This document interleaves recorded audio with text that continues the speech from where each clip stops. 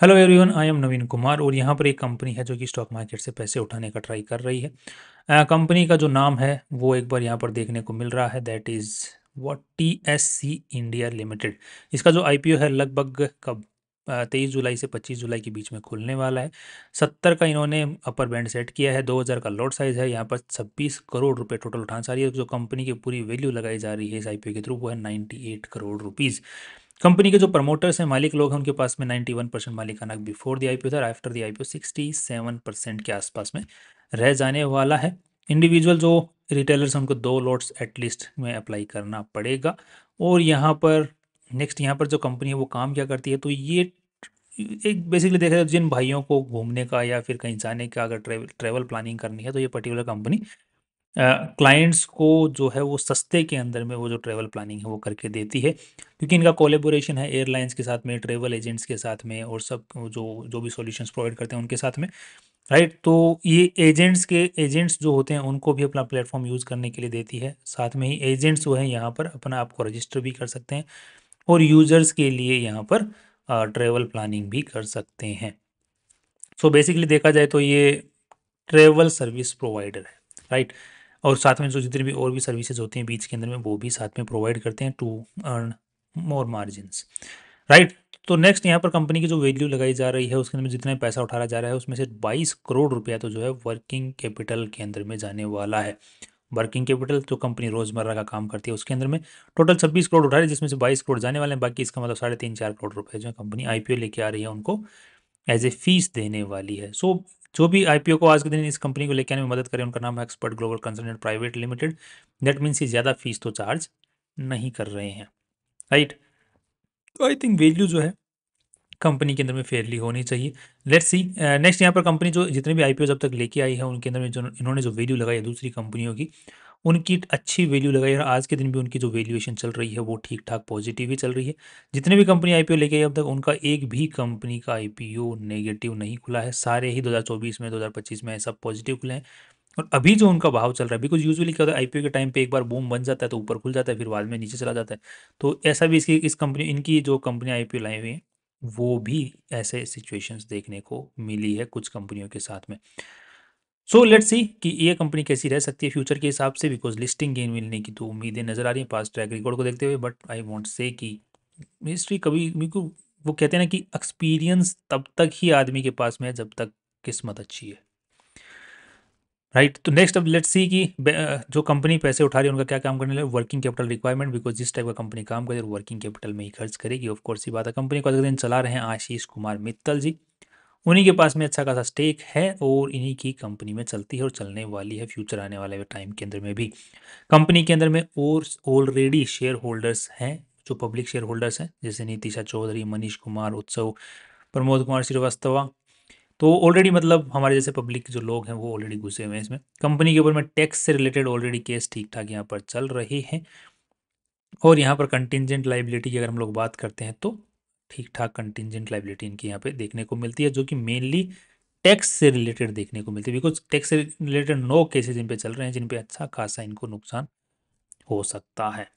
Next यहाँ पर देखने को मिल रहा है कि ये जो KMPs हैं ठीक ठाक रेम्यूनरेशन यहाँ पर लेते हैं। 12 लाख रुपए जो है विनय गुप्ता जी ने पिछले साल लिए थे। 47 लाख रुपए तनख्वाह आशीष कुमार मित्तल जी ने यहाँ से उठाई थी इस कंपनी से। कंपनी की जो शुरुआत है 2003 में ही हो गई थी। उसके बाद में इनका जो परफॉर्मेंस है यहाँ पर आप लोग इनके माइलस्टोन्स देख सकते हैं। माइलस्टोन्स कुछ खास नहीं है इनके, बस यही है कि पब्लिक लिमिटेड में कन्वर्ट करके हम पब्लिक से पैसा उठा रहे हैं। This is the milestone for the company. There are this is a milestone for so many companies. Next यहाँ पर होल्डिंग कंपनी की कोई है नहीं, सब्सिडरी इनकी एक देखने को मिल रही है TSC फिंजर private limited. Not that curious to know about that, कुछ खास नहीं है वहाँ पर। जॉइंट वेंचर की बात करते हैं तो कोई जॉइंट वेंचर इनका नहीं है। नेक्स्ट यहाँ पर जो अब ये मेरे को एक चीज़ समझ में आती है कि पर्सनल कंपनी ने जितने भी लोन वगैरह ले रखे हैं उनके लिए जो प्रमोटर्स उन्होंने पर्सनल गारंटी दे रखी है।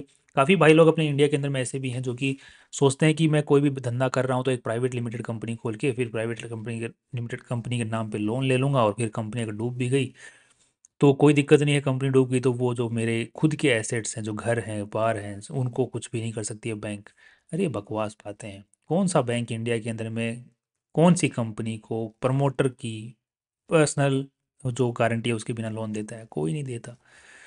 जितने भी बड़ी एक बहुत ही बड़ी कंपनी बन जाती है उसके बाद में जाके जरूर देना चालू करते हैं, बट स्टिल उनको भी पर्सनल गारंटी के बिना नहीं देते हैं लोन, वो कितनी भी बड़ी कंपनी हो। बैंक्स पर्सनल गारंटी इंडिया में बहुत ही ज़्यादा इंपॉर्टेंट है बैंक्स के लिए। अब रतन टाटा जैसी रेपुटेशन हो उनके लिए बात अलग है, बट आप लोग अगर अगर धंधा करना है तो प्रोप्राइटरशिप कंपनी खोलो और काम चालू करो। क्या पर प्राइवेट लिमिटेड स्टार्टअप, अगर हाँ इन्वेस्टर्स को अगर लूटना है वो अलग बात है। ये वेंचर कैपिटलिस्ट वगैरह इनको जो अगर चूना लगाना है तो हाँ प्राइवेट लिमिटेड खोलो और बाद में चूना लगाओ। या फिर आपके पास में ऐसा प्रोडक्ट है जिस पे आपको भी भरोसा नहीं कि चलेगा कि नहीं चलेगा, यार कुछ होने वाला है या नहीं, तो फिर वेंचर कैपिटलिस्ट वाले रास्ते जा सकते हो। अगर तुम्हें पता है कि जाने भाई अच्छा फोड़ने वाला हूं, तो प्रोप्राइटरशिप लिमिटेड कंपनी खोलो और चालू करो।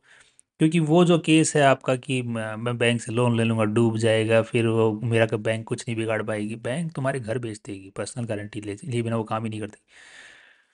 राइट, तो अब यहाँ पे देखने मिला मिस्टर आशीष कुमार मित्तल जी जो कंपनी से सबसे ज़्यादा तनख्वाह उठा रहे हैं, उनकी 51 ईयर्स की एज है और उनकी दूसरी कंपनियों के अंदर में भी आज के दिन डायरेक्टरशिप होल्ड करते हैं।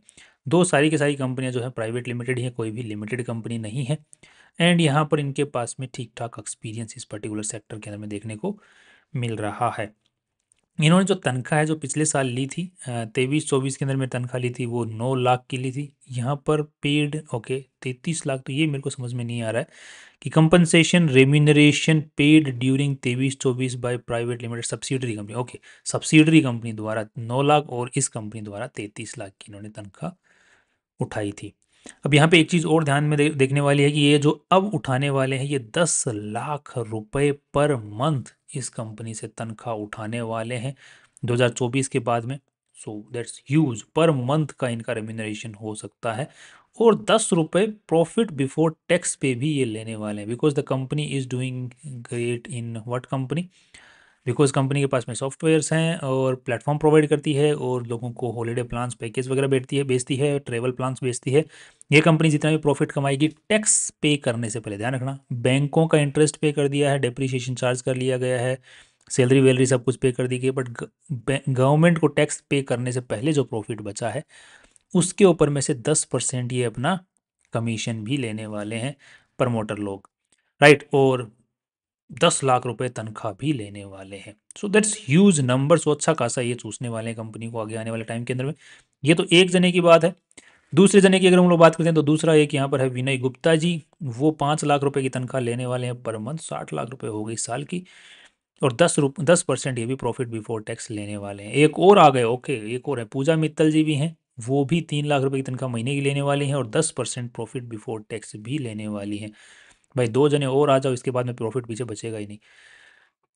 सभी 10-10% ले लेंगे, 5 करोड़ का प्रॉफिट हुआ है, 10% उसने 50 लाख, उसने 50 लाख, उसने 50 लाख, उसने दो चार और आ जाएंगे, 50 निपट गया, वहीं प्रॉफिट के पीछे कुछ बचा ही नहीं है पब्लिक के लिए। तो यार काम करो ना, तुम्हारे हाथ में ये कंपनी का है, 20% लिख लो, 60% तो वहीं चला गया, प्रॉफिट कमाओ ही मत, सैलरी तो ले ही रहे हो, उसके बाद में भी इन्वेस्टर्स हो तो कुछ बचता नहीं है पीछे। यार बकवास है। नेक्स्ट, हाँ प्रॉफिट एक होता है कि जैसे कि इतना परसेंट हमने अगर प्रॉफिट कर लिया, ये प्रॉफिट मार्जिन हमने अचीव कर लिया, तो उसके ऊपर में हम लोग 2% लेने वाले हैं, 3% लेने वाले हैं, 10% लेने वाले हैं, सब मिला के लेने वाले हैं, ताकि इन्वेस्टर्स के लिए धोखा ना हो। यहाँ पे तो सीधा सीधा ही। नेक्स्ट, टीसीएस जो आए, जो पर्टिकुलरली ये जो लोगो है, जो नाम है, ये आज के दिन रजिस्टर्ड नहीं है, फॉर्मेलिटी चेक पास में ही चल रहा है। जो domain company is using since not that long, company काफ़ी पुरानी है, बट कंपनी जो नाम यूज़ करें TSC India Limited.com, ये 2024 में ही डोमेन नेम इन्होंने खरीदा। दैट मीन्स कि ये कंपनी इससे पहले जो है TSCOnline.in नाम के डोमेन नेम 2017 में ही खरीदा। तो कंपनी कब कब की खुली हुई है? 2000, लेट्स सी कब की खुली हुई है यहाँ पे, 2003 की कंपनी खुली है, 2017 के अंदर में इन्होंने वेबसाइट बनाना चालू किया और अपने ट्रेवल प्लान्स पैकेज वगैरह बेचना चालू किया है। दैट्स, इसका मतलब कंपनी ने एक्चुअल में जो काम शुरू किया है वो 2017-18 में चालू किया है। राइट, क्योंकि वेबसाइट बिना तो इनकी सर्विसेज क्या ही हैं। अब ग्राउंड पे यस बेच सकते हैं, yes they can do. Next, human resource, तो ग्राउंड पर बेचते हैं तो ऑफिस वगैरह होगा कहीं पर, तो उसके थ्रू नॉर्मली बेचते होंगे। नेक्स्ट, यहाँ पर 72 एम्प्लॉयज आज के दिन इस पर्टिकुलर कंपनी के अंदर में काम करते हैं। एंड यहाँ पर जो प्रॉपर्टी ये यूज़ कर रहे हैं आज के दिन, ये जो कुछ प्रॉपर्टीज़ हैं जिनको आज के दिन ये यूज़ कर रहे हैं, ये जो प्रॉपर्टीज़ तो ओन्ड बाय द कंपनी है, एंड ये सारी जो प्रॉपर्टीज़ हैं ये लीज पर भी ले रखी हैं, जो कि इनकी एक ब्रांच ऑफिस काम करती है। राइट, नेक्स्ट, थोड़ा सा और देख लेते हैं, दैट इज दिस आर और जो ट्रांजेक्शन वैल्यू, अब ट्रांजेक्शन वैल्यू क्या होती है, ग्रोस ट्रांजेक्शन वैल्यू कि इन्होंने कितने का पैकेज बेचा, राइट। तो ये है ग्रोस ट्रांजेक्शन वैल्यू। तो 2025 के अंदर में इन्होंने देखने को मिला कि टॉप 10 सप्लायर्स जो है, ये एक सेकंड में आपको दिखा देता हूँ। तो बेसिकली जो सप्लायर्स कौन है कि ये जैसे एयरलाइन वाले हैं, जैसे इंडिगो है, तो इंडिगो इनकी एक सप्लायर है जिनकी वो सर्विसेज ये लोग बेचते हैं। तो देर इज अ सप्लायर। तो यहाँ पे टॉप 10 जो सप्लायर्स हैं इनसे इन्होंने 70% का ग्रोस ट्रांजेक्शन वैल्यू निकाला है। तो इनके काफ़ी सारे सप्लायर्स हैं, इंडिगो, एयर इंडिया, राइट। मैं एग्जांपल ले रहा हूँ यहाँ पे, बिल्कुल वही हों वो ज़रूरी नहीं है, वैसे एग्जांपल ले रहा हूँ। तो ये सारे सप्लायर्स हो गए इनके, जैसे होटल वाले हो गए तो वो सप्लायर्स हो गए, जैसे कोई ट्रैवल एजेंसी है तो वो इनकी सप्लायर हो गई। तो इनकी अगर ये सर्विसेज बेचते हैं उन ट्रैवल प्लान जो लोगों के, राइट, ट्रैवल एजेंसीज के, तो इनको ये बदले में कमीशन देते हैं कि आप हमारा 5,000 का ट्रैवल पैकेज बेचो तो आपको हम 1,000 रुपये कमीशन दे देंगे। तो राइट, इसी तरीके से एयरलाइंस वाले देते हैं कि आप हमारा टिकट बिकवाओ 10,000 रुपये की, हम आपको 500 रुपये कमीशन दे देंगे, राइट। तो वो ग्रोस ट्रांजेक्शन वैल्यू है, जो टोटल वैल्यू इनकी जो ग्रोस ट्रांजेक्शन है वो 70% तो 10 सप्लायर से ही आ गई है। नेक्स्ट यहाँ पर देखने को मिला कि इन्होंने कितना कमीशन 2025 में कमाया। तो इन्होंने 25 करोड़ रुपए जो है टोटल रेवेन्यू निकाला है ऑपरेशन से, राइट। तो वो इनका रेवेन्यू कौन सा था, ग्रोस ट्रांजेक्शन, मतलब कि इन्होंने किसी कस्टमर का यहाँ पर 10,000 की टिकट खरीदी, तो that's gross transaction value. But उस 10,000 में से 500 रुपये इन्होंने कमाए, राइट, इनका कमीशन बना, तो that's their commission, that's their revenue. इस कंपनी का रेवेन्यू हुआ 500 रुपये, राइट। सो अब इसी तरीके से इनके जो कमीशंस होते हैं वो एयरलाइन वाले कमीशन देते हैं। तो यहाँ पे 2025 में इन्होंने 3.5 करोड़ रुपए एयरलाइन वाले से कमाए। फिर प्रोडक्टिविटी लिंक्ड बोनस मिला इनको कि आप हमारी जो एक महीने के अंदर में आप हमारे प्लेट जो कंपनी की जो टिकट्स हैं हमारे एयरलाइन की, वो 10 लाख से ऊपर बेच दो तो हम आपको 10% एक्स्ट्रा देंगे। तो इस टाइप से ये जो हो गया प्रोडक्टिविटी लिंक्ड बोनस इनको मिलता है। Rebate on credit card payment की, अब आपका अगर कस्टमर पे करता है जैसे क्रेडिट कार्ड से पेमेंट करता है तो वहाँ पर क्रेडिट कार्ड का पेमेंट पे भी आपको कमीशन मिलेगा, बिकॉज क्रेडिट कार्ड का 3% एक्स्ट्रा चार्ज लगता है, कहीं पे किसी क्रेडिट कार्ड के ऊपर 2% चार्ज लगता है। इस टाइप से आपको वहाँ पर भी बेनिफिट मिलते हैं। 3 करोड़ रुपए क्रेडिट कार्ड पेमेंट से भी कमाए। फिर सर्विस चार्ज इन्होंने कमाया, अगर एक्स्ट्रा सर्विस अगर कस्टमर यूज़ करता है, यू नो, ऐड ऑन करवाता है या फिर बुक वो कार्ट में ऐड करवाता है, सिर्फ एयरलाइन के थ्रू अगर जाना है या फिर किसी भी दूसरे ट्रेवल एजेंसी के थ्रू जाना है, तो ऐड ऑन सर्विसेज ऐड करवाता है, यानी खाने पीने का सामान, मेरे को और चीज़ें चाहिए, शॉपिंग करवाए या फिर एवरीथिंग, तो वो जो सर्विस चार्ज है उसमें भी इनको कमीशन मिलता है। इसी तरीके से GDS segment fees, deposit incentives, deposit incentive मतलब जो एयरलाइन का जो वॉलेट है उसके अंदर में पैसे ऐड करने के इनको बेनिफिट मिलते हैं कि आप ऐड करो इसके बेनिफिट मिलेंगे। तो these kind all these things are their incentives, their revenue models जो कि ये लोग कमाते हैं। और यहाँ पर 1.65 करोड़ रुपए इन्होंने लोन पे भी कमाए हैं, राइट। सो दैट्स ग्रेट, दे इनका revenue model, I think you have got a little idea. तो यहाँ पर टोटल इनकी जो ट्रांजैक्शन वैल्यू रही है 805 करोड़ रुपए की रही है, जिसके अंदर में इन्होंने 24 करोड़ रुपए पैसा निकाला है। तो जैसे जैसे इनका जो अब ग्रोस ट्रांजेक्शन वैल्यू बढ़ती जा रही है, इनका टेक रेट जो मतलब घर लेके जा रहे हैं उस ट्रांजेक्शन वैल्यू का जितना भी करवा रहे हैं उसका टेक रेट देखो जैसे बढ़ता बढ़ता जा रहा है। अभी 3% पे तो पहुंच गए, अगर ये ट्रांजेक्शन वैल्यू और ऊपर बढ़ती जाएगी तो इनका जो टेक रेट है वो 5% तक भी चला जाएगा। तो that would be great, right, क्योंकि अगर मान के चलो इनका ग्रोस ट्रांजेक्शन वैल्यू आज के दिन 805 करोड़ की है, कल को अगर लेट्स से 5,000 करोड़ रुपए हो गई, उसका 5,000 करोड़ का टेक होम अगर 5% भी होता है तो दैट वुड बी लाइक कितना 150 करोड़ रुपया। सो 150 करोड़ रुपए की तो ये पूरी कंपनी आज के दिन कितनी वैल्यू लगाई है इन्होंने खुद की, दैट्स अराउंड 98 करोड़ रुपये। 150 करोड़ रुपये तो इनका रेवेन्यू हो जाएगा, वो भी शॉर्ट शॉर्ट रेवेन्यू, प्रॉफिट नहीं है वो भी, नेट प्रॉफिट मत समझ लेना उसको अभी, राइट। तो दैट वुड बी ग्रेट। जैसे जैसे आगे बढ़ते हैं उसके साथ में ये इनका कुछ जो इनका मेन पेज है TSC जो, राइट, अगर ये आप लोगों को वेबसाइट में एक बार दिखा देता हूँ, इनकी जो वेबसाइट है main TSC online, this is their website. तो यहाँ पर आप लोग इनकी वेबसाइट के ऊपर में आ सकते हैं, रजिस्टर कर सकते हैं और उसके बाद में इंस्टॉल भी कर सकते हैं इनके सॉफ्टवेयर को अपने कंप्यूटर में, बाद में आप टिकट वगैरह बुकिंग करना चालू कर सकते हैं, right. Next, one second, let me, ये इनका कैसे सर्विस मॉडल काम करता है वो सब कुछ यहाँ पर दिखाया हुआ है। एंड यहाँ पर रियल टाइम इन्फॉर्मेशन वो जो मिलती रहती है उसके बारे में आपको दिखाया हुआ है। एंड यहाँ पर इनकी जो सर्विस ऑफिस जो ब्रांचेज आज के दिन अवेलेबल हैं वो इन इन एरियाज़ के अंदर में, इन स्टेट्स के अंदर में अवेलेबल है। मैक्सिमम 4-5 स्टेट्स में ही आज के दिन अवेलेबल है, बाकी ऑल ओवर इंडिया से ये ऑपरेट कर सकते हैं। मतलब कोई भी क्लाइंट अगर फ़ोन पे बुकिंग कराना चाहे तो करवा सकता है। नेक्स्ट यहाँ पर टोटल बुकिंग्स जो हुई हैं इनकी 2025 के अंदर में 1,62,000 ही मान लो, और ग्रॉस ट्रांजैक्शन वैल्यू तो यहाँ पर है ही, और total customers registered is 2996। Great. Next यहाँ पर देखने को मिल रहा है कि कंपनी का जो बिजनेस मॉडल है वो क्या है, तो इसको आप लोग यहाँ पर पढ़ सकते हैं और वो अच्छे से समझ सकते हैं। तो company focus on serving the B2B and corporate sectors only, तो इसलिए मैंने बोला कि agent to agent, because agent is also in B2B segment में आता है। अब थोड़ा सा समझ लेते हैं ये है इनका कितना जो है ग्रोस ट्रांजेक्शन वैल्यू सबसे ज़्यादा कहाँ से है, तो सिर्फ एक ही ऑफिस से इनकी सबसे ज़्यादा ट्रांजेक्शन वैल्यू है, दैट इज जालंधर। तो इनका जो बाकी जो स्टेट्स हैं जो उनके अंदर में ज़्यादा ऑफिस हैं उनका अभी रेवेन्यू बढ़ रहा है टाइम के साथ में, दैट्स ग्रेट। अब अगर देखते हो तो हर ऑफिस से इनकी जो हर ब्रांच है वहाँ से रेवेन्यूज बढ़ रहे हैं, राइट। नेक्स्ट अब इनकी थोड़ा सा RHP के अंदर में हम लोग बैलेंस शीट को भी एक बार देख लेते हैं so that we understand it fully, and here it is. one second, let me take you to the balance sheet. Okay, so here you can see that total 61 crore रुपए इस पूरी कंपनी में लगे हुए हैं, और मैक्सिमम जो पैसा लगा हुआ है इन्वेस्टर्स का दैट इज अराउंड 16 करोड़ रुपए। So debt to equity ratio that बहुत बेकार है, इन्होंने अच्छा खासा यहाँ पर डेट ले रखा है। अब यहाँ पे जितना भी पैसा इन्होंने बैलेंस शीट का है, मैक्सिमम पैसा कहाँ पे लगाया हुआ है, कहाँ पड़ा हुआ है, तो that is in a trade receivables, that means कि इन्होंने एयरलाइंस वगैरह ने इनको अभी तक पे नहीं किया, वहीं पर इनका अटका हुआ पड़ा है। बट यहाँ पे वो भी कोई दिक्कत नज़र नहीं आ रही है, बिकॉज इनका अगर हम लोग पास्ट ट्रैक रिकॉर्ड भी देखते हैं 2024 का भी, तो भी लेस देन 6 मंथ्स का पुराना इनका कोई ज़्यादा ट्रैक रिकॉर्ड नहीं है। और यहाँ पे 6 मंथ 2025 का भी देखते हैं तो 30 करोड़ रुपए फिर अटका पड़ा है। बट यहाँ पर इंक्रीजिंग ऑर्डर, यहाँ पर यही इंक्रीज देखने को मिल रहा है कि 2023 में इनका ट्रेड रिसीवेबल्स बहुत कम था, फिर अचानक से बहुत अच्छा खासा इंक्रीज हो गया, फिर 2025 में और भी भयंकर तरीके से इंक्रीज हो गया। तो इनका मैक्सिमम जो पैसा है यहीं पर अटका पड़ा है, बाकी इन्होंने लोन पे भी पैसा जो है अच्छा खासा अटका रखा है।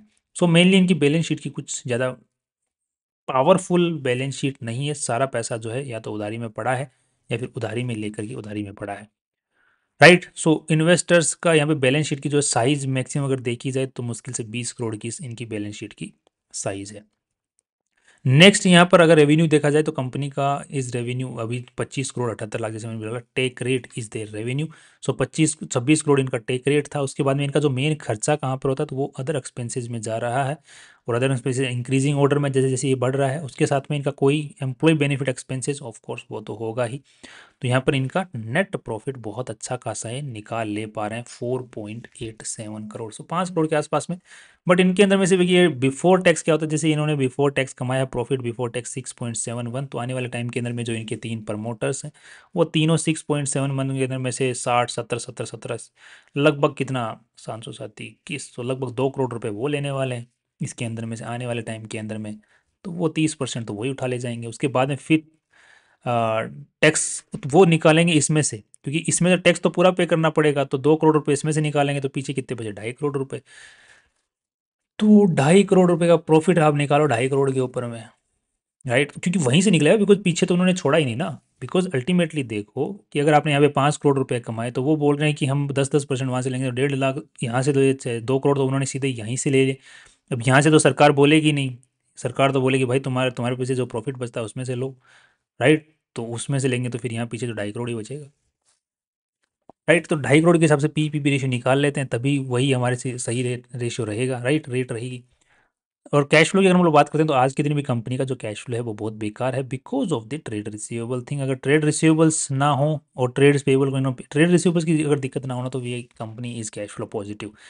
आई थिंक इन कंपनियों के अंदर में ट्रेड रिसीवेबल्स का जो इश्यू है वो रहेगा ही, because at the end of the cycle जो है वो एयरलाइंस वगैरह पॉइंट्स वगैरह पे करती हैं, या फिर आप जो टिकट बुक कराते रहो उन पॉइंट्स के अंदर से वो भी एक साइकिल चलता है।